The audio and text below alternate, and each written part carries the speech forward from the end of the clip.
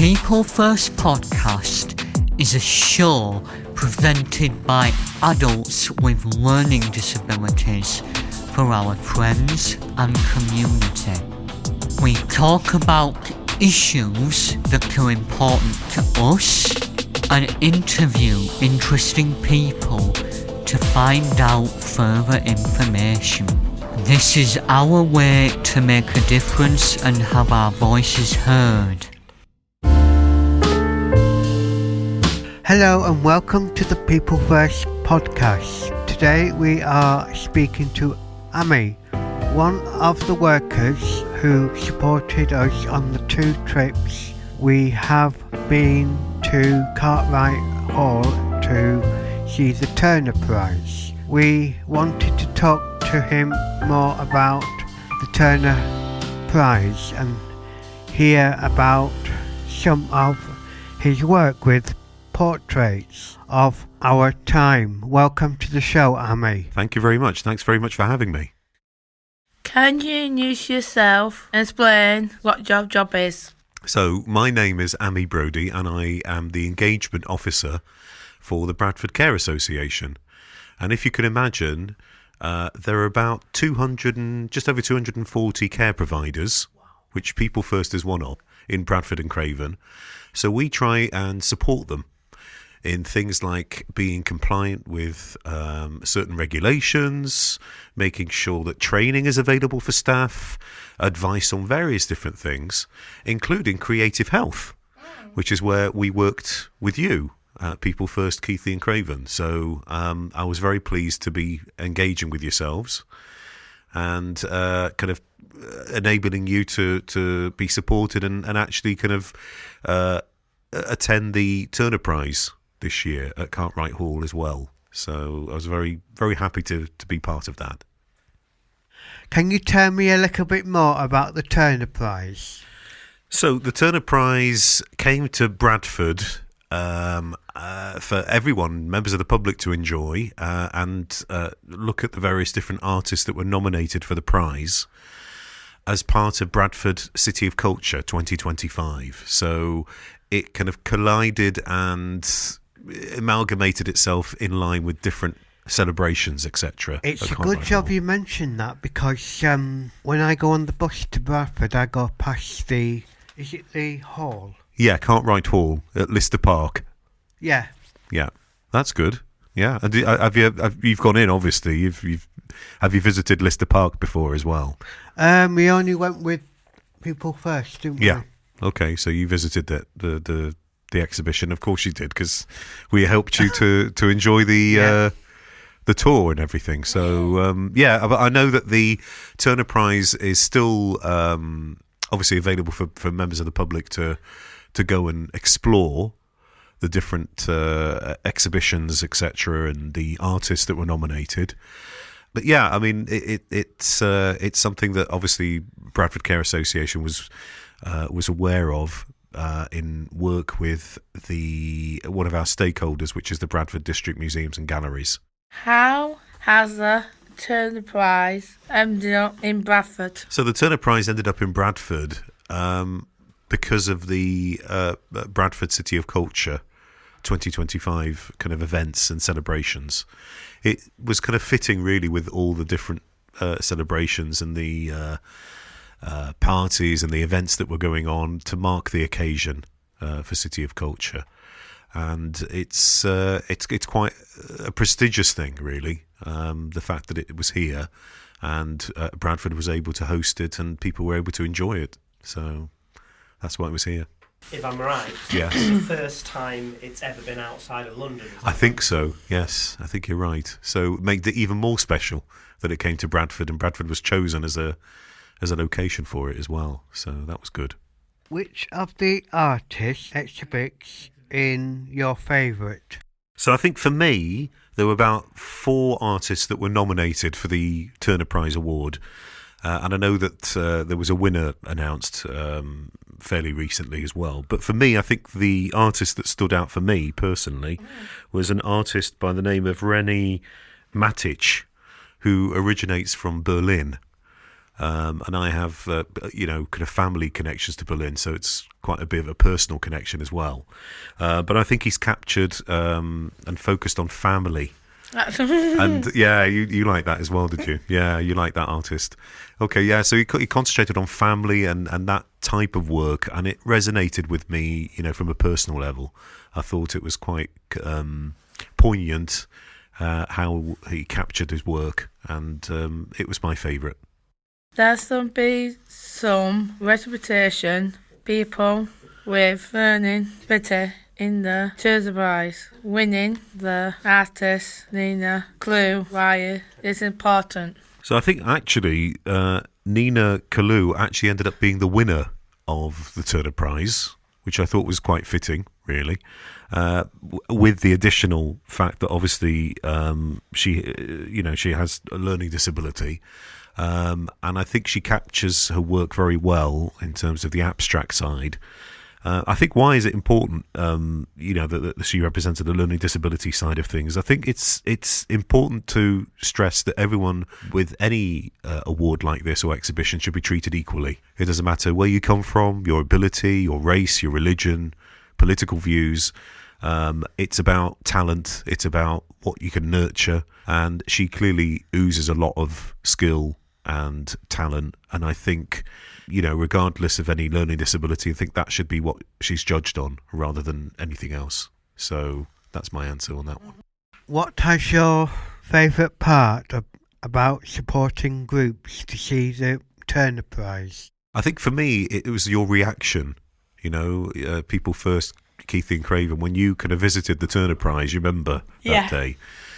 We were able to kind of organise community transport for you, which we were very pleased about. Yeah. And kind of enabled you to kind of get a guided tour of the different artists. And if you remember, all of you had different views. Do you remember that? Different opinions and different views. You had your favourite, and Jason had his favourite. I think even Adam had his favourite. So it can be very divisive, can't it? But it was just lovely to see people's opinions and what they felt resonated with them. But also the fact that you guys could have enjoyed an activity as well, we should say, that following the tour, thanks to the Bradford District Museums and Galleries who organised it, where you created, I think, paintings of your own, didn't you? Yeah. So that was quite good. So hopefully you enjoyed that, and a bit of refreshments at the end. But it's just what you took from it, and some inspiration in terms of creativity, ideas, thoughts, and just expressions of what the day was like, really. So it was just lovely to see that you all enjoyed it. What are plans when the Prize finishes showing at Cartwright Hall? So for us, for the BCA, the Bradford Care Association, we offer a network for activity coordinators. So we'll continue with supporting them and giving them some resources to enable their clients to enjoy other events and activities. We've also got a bit of an exclusive for you on this podcast, an opportunity for care providers to attend the Cherry Blossom Festival at Bolin Hall in May. So that's a bit of an exclusive for you guys, because I'm hoping that maybe following your interest with Cartwright Hall and the Turner Prize, that could be something of interest to care providers as well, following on from that. And it's very much carries on the theme of creative health, the project that obviously we coordinated for the past few months.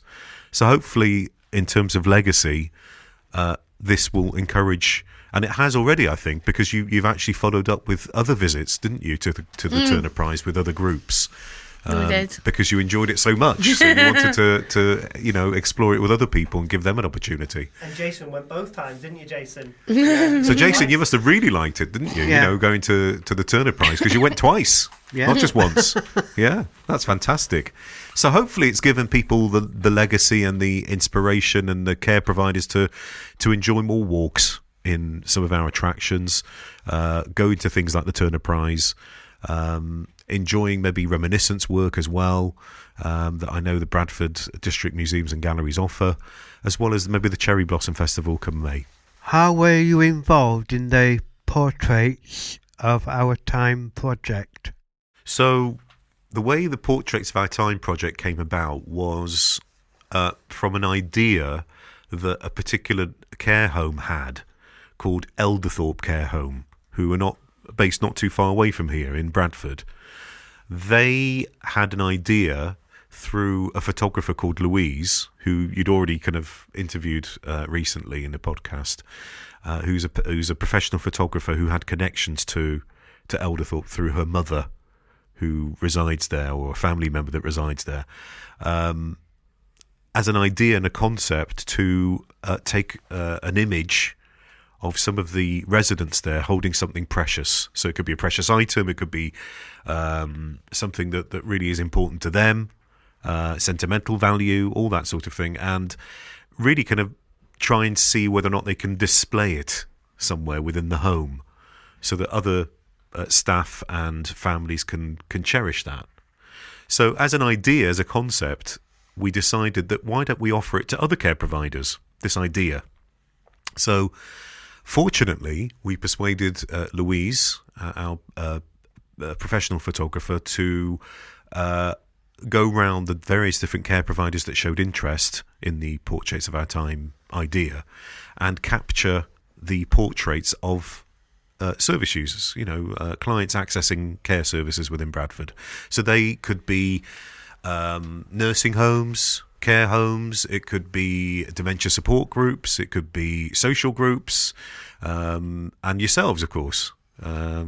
So we were here, if you remember, with Louise, setting up there with the camera, setting up the lights and everything on the day, so that she could take portraits of yourselves, basically holding something precious, so that we can then use that as part of an exhibition, which has now been launched at the Bradford Industrial Museum, and on until the end of March. And we're hoping that obviously that will continue to go to other places. So we're in consultation with Keighley Library, Bradford Cathedral, Girlington Community Centre, so that it carries on and offers the opportunity to a wider audience to experience the exhibition. And I was involved from the point of view of collating and putting together the stories. But this all came about because of Bradford 2025. Again, the connection with the City of Culture.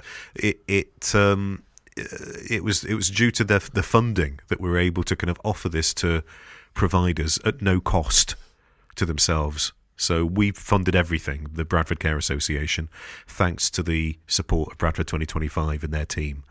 And it's fair to say that people are still talking about this exhibition now. Even today, as we do this podcast, there is an article in the local Telegraph and Argus newspaper about the exhibition. So not only am I getting good positive responses and feedback from people, I'm also hearing that obviously it's still being talked about, which is great as an idea.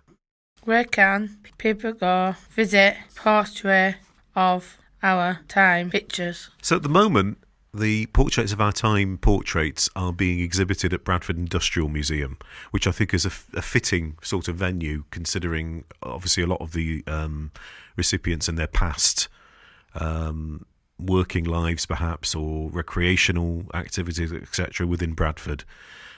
So yes, you can see it at the moment up until the end of March 2026 at the Bradford Industrial Museum. As I said, we're hoping that obviously that will be a travelling exhibition and will go round different venues within Bradford so that a wider audience can also appreciate it and enjoy it. Why was it important to include adults with learning disabilities in the project? That's a good question. I think really when we planned to offer it to more care providers as a project, we felt that adults with learning disabilities, difficulties and disabilities were underrepresented, perhaps, within social care. We felt that really in terms of social inclusion, we were right to try and encourage more diverse care providers and participants to be represented there, really. So I think it's important from the point of view of health and well-being, and also the feeling that people are being heard, their stories are being heard, they're not silenced or not possibly been taken advantage of in some cases. So really we wanted to have that element represented within the project. Did you attend the lunch event for project? Was it successful? Well, it was very successful because I did attend the event, the launch event for the project, and the exhibition launch, and we originally expected maybe around about 100, 120 attendees. We ended up with probably anywhere between 150 and 200 attendees in the end. So we were very pleased with the turnout and response. We had the deputy mayor who agreed to attend the event and open and launch the exhibition. And as I said, it's still being written about now and talked about now with care providers. So sadly, and it is a very sad area, some of the participants, perhaps more from care homes and nursing homes, have sadly passed away since those portraits were taken. So it makes it even more important, the legacy aspect and the fact that we're able to nurture those memories and stories for families and friends that remember them. That's all time we have for today. Big thank you to me for coming on the show, talk to us about Field of Prize and portraits all the time. Do you have anything you'd like to add for Enjo? Just a big thank you for inviting me to do this podcast, and I hope that our support in terms of the Bradford Care Association to enable you to enjoy the Turner Prize has really benefited you and opened your eyes a little bit to the creativity and inspired you a little bit in terms of what you take from the exhibition, because I think you enjoyed it, didn't you, Jason? Because you went for a second time. You must have enjoyed it. So and I think it's quite special, isn't it, Cartwright Hall? It's a special feeling when you go in there, the grandeur and the beautiful building that is there. It's a lovely venue. So, but yeah, thank you very much for having me. If you enjoyed, follow on social media to learn more about what we do and our up-and-coming interviews. You can find us by searching the For People First podcast. Thanks for listening, and we will see you next time.